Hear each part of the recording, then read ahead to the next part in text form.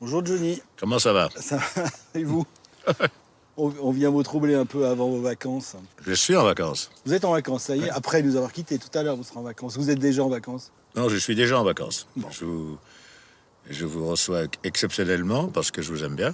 gentil. Mais non, mais je suis en vacances, ça y est, je suis en vacances depuis déjà une semaine. Dites-moi, vous avez tourné pendant 2 mois et demi, Tour 66. Vous connaissez les chiffres, vous savez que vous avez dépassé le 1,5 million de spectateurs. C'est impressionnant quand même, en 2 mois et demi. Je sais pas, je ne compte pas. Quand Oui, on aime, on ne compte pas. oui. Donc, tout ce que je sais, c'est qu'on a fait pas mal de spectacles et qu'on a fait pas mal de grands spectacles, puisqu'on a fait cet été, on a fait la tournée des stades. Ouais. On a commencé par ça.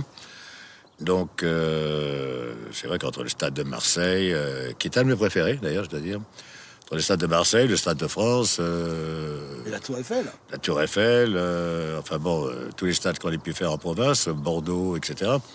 Ce sont des souvenirs inoubliables pour moi. J'aime bien faire des stades parce qu'on peut aller, on peut laisser libre cours à sa fantaisie, libre cours à ses démences, à sa folie par rapport à des lumières, des effets spéciaux, des scènes extraordinaires, en fait des scènes différentes de ce qu'on fait dans les petites salles, et donner du spectacle visuel aux gens. Quand on parle de concept de spectacle, vous avez innové, enfin vous innovez à chaque fois. À chaque fois, c'est plus. Et là, vous aviez des écrans, vous avez des écrans absolument incroyables qui sont des robots. Oui, ce sont des robots qui se changent un petit peu comme des livres, c'est-à-dire qu'ils sont capables de s'ouvrir, de se fermer, de changer de place. Ça n'avait pas été fait encore ça, et puis on m'avait proposé ce nouveau procédé. Et on essaye toujours de trouver des choses qu'on n'a pas encore faites, hein.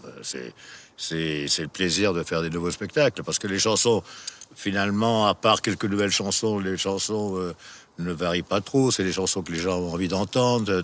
Entendre la plupart du temps sont des chansons qu'ils ont découvert quand ils avaient 20 ans, ou quand ils avaient 30 ans, ou même maintenant, les mômes d'aujourd'hui. En même temps, vous avez changé une partie de vos musiciens. Il y a pas mal de jeunes musiciens. Moi, je change assez souvent le musicien, parce que je trouve que quand on s'assoit trop bien dans un fauteuil, on n'a plus envie de bouger. Et qu'au bout d'un certain moment, il y a des musiciens qui se disent: bon, ma place, elle est là, j'ai ma place, j'ai plus besoin d'aller à fond pour donner de ce que j'ai de meilleur aux spectateurs, par exemple.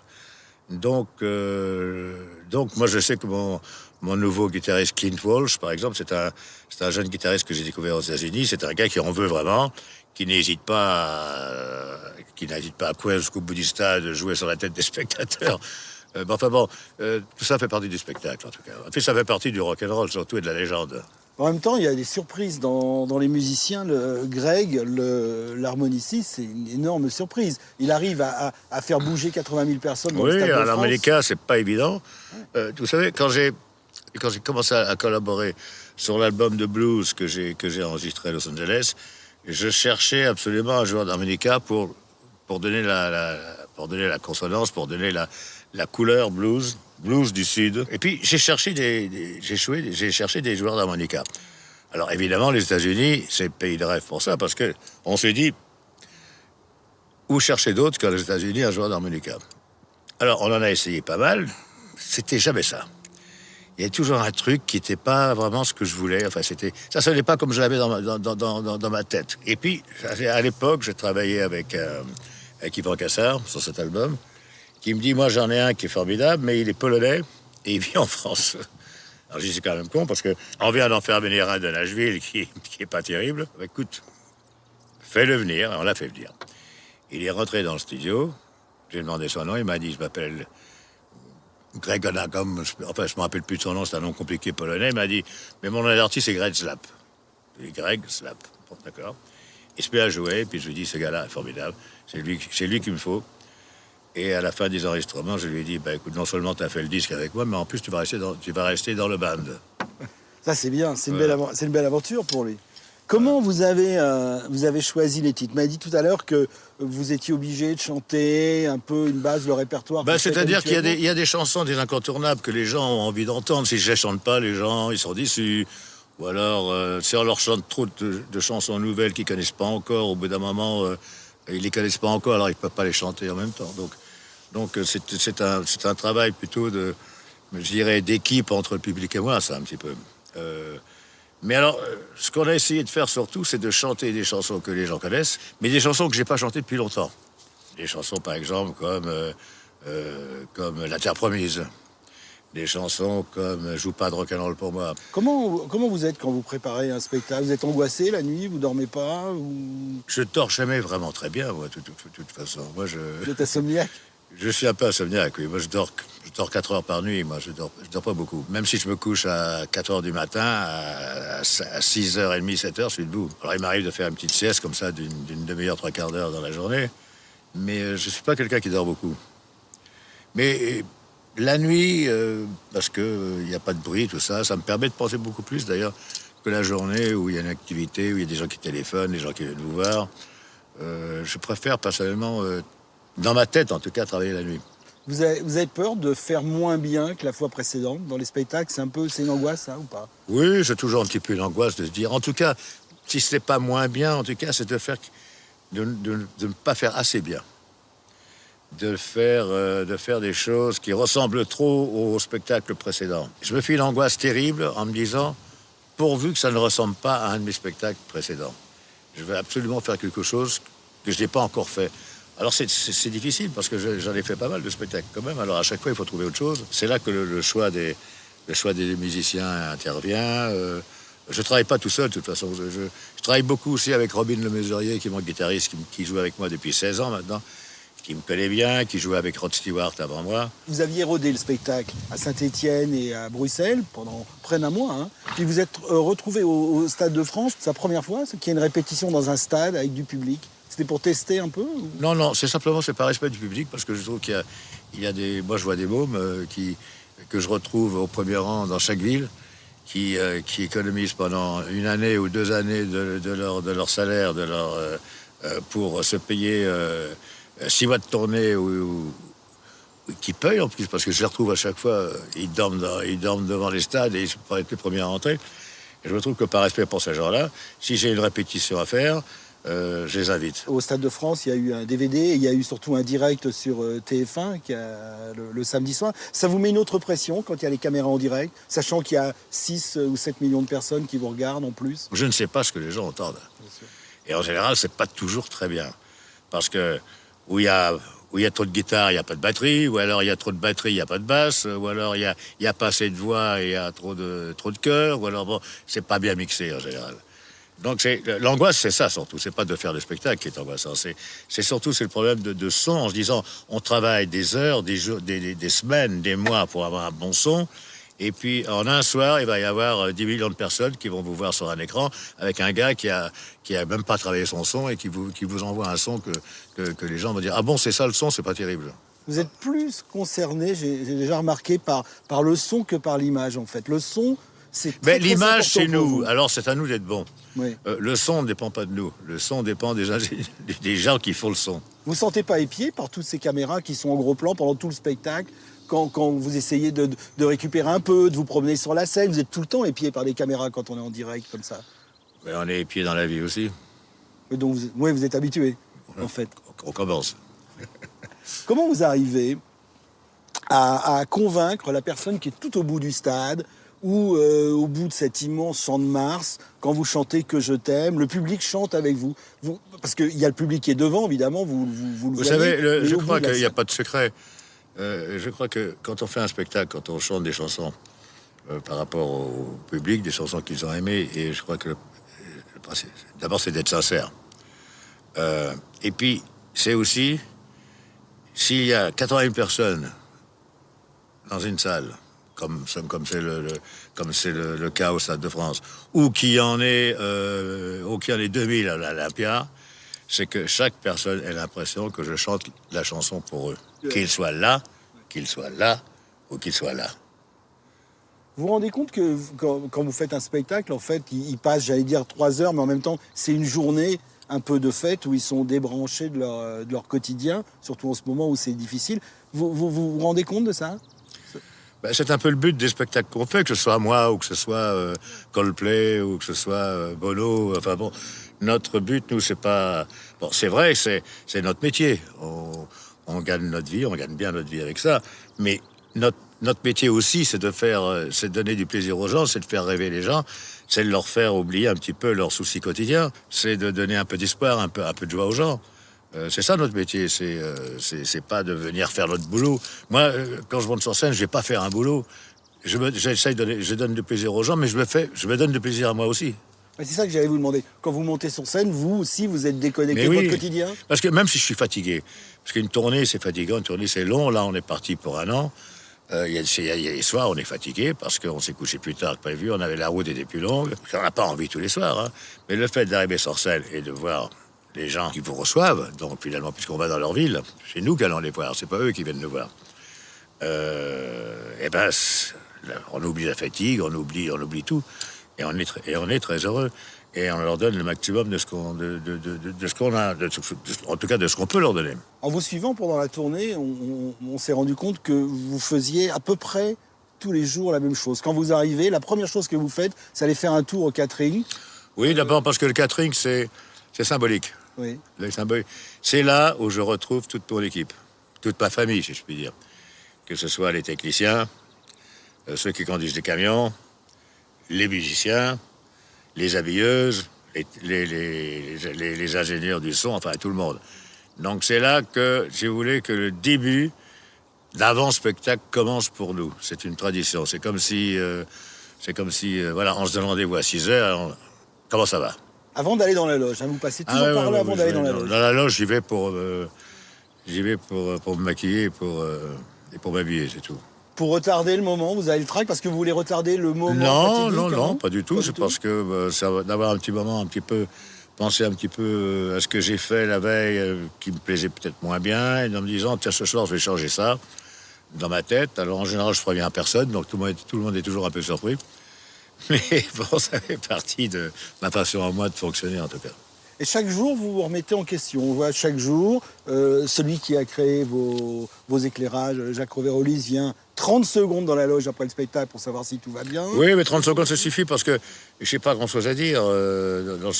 S'il y a un truc de lumière qui ne va pas à tel endroit, je lui dis, est-ce que tu t'es rendu compte ce soir ce qu'il y avait qui n'allait pas? Il me dit oui ou il me dit non. S'il me dit non, j'ai fait, tu sais, quand je termine cette chanson sur tel mot, au lieu de s'éteindre à ce moment-là, ça s'est éteint 3 secondes trop tard. Et 3 secondes trop tard, ça fout les feux en l'air. Il me dit, d'accord, j'ai compris. Et le lendemain, bon.